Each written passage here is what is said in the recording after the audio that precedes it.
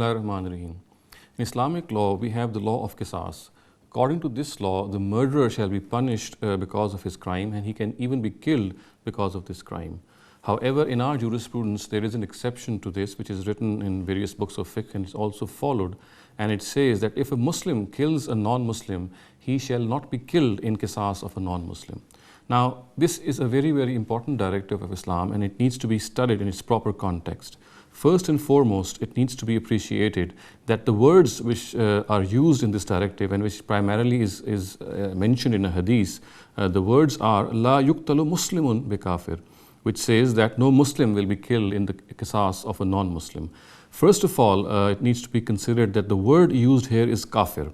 So the word used here is kafir, and in another hadith which specifies the words of this hadith, the words used actually is mushrik. So please keep this in mind that these narratives actually have the word kafir or mushrik written in them.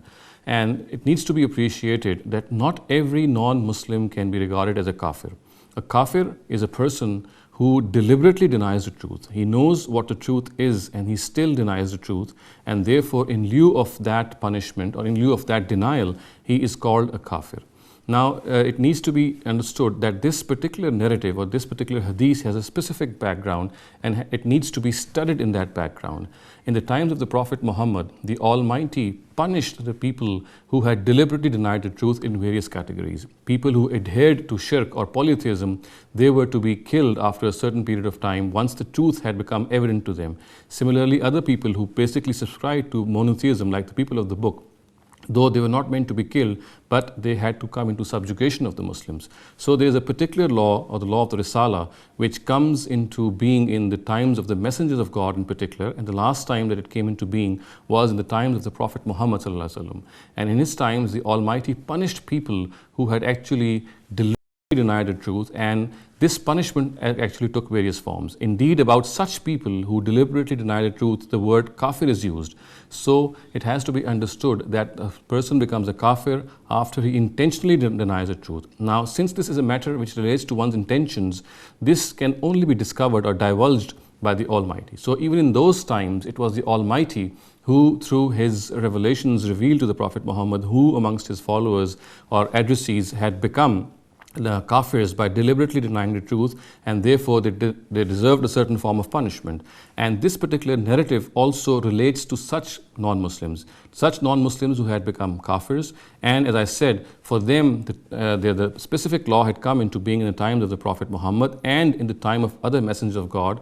And as per this law, they had to be punished. Indeed, about such people it is said that if a Muslim kills such non-Muslim, such a kafir, only and only then he shall not be killed in qisas. So this hadith does not have a general application. It does not relate to non-Muslims about whom we cannot ascertain whether they are kafirs or not. And as I said in a number of my other lectures, that we cannot ascertain a non-Muslim's intentions. We have no knowledge of that.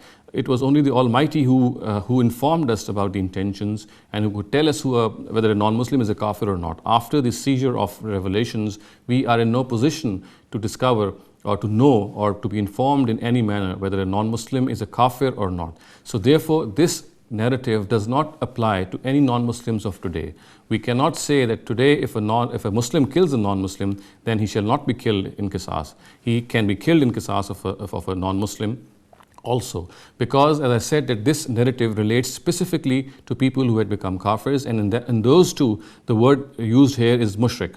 As I said that this narrative is specified by another narrative which says that the word kafir here is qualified by the word mushrik, and of course it means the mushrikeen or the idolaters of the times of the Prophet Muhammad who had deliberately denied the truth and as such had become worthy of death.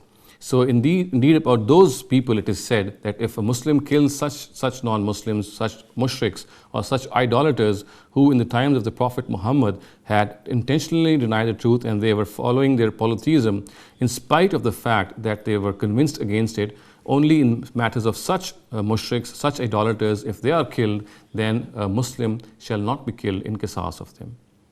أقول قولي هذا واستغفر الله لي ولكم ولسائر المسلمين والمسلمات.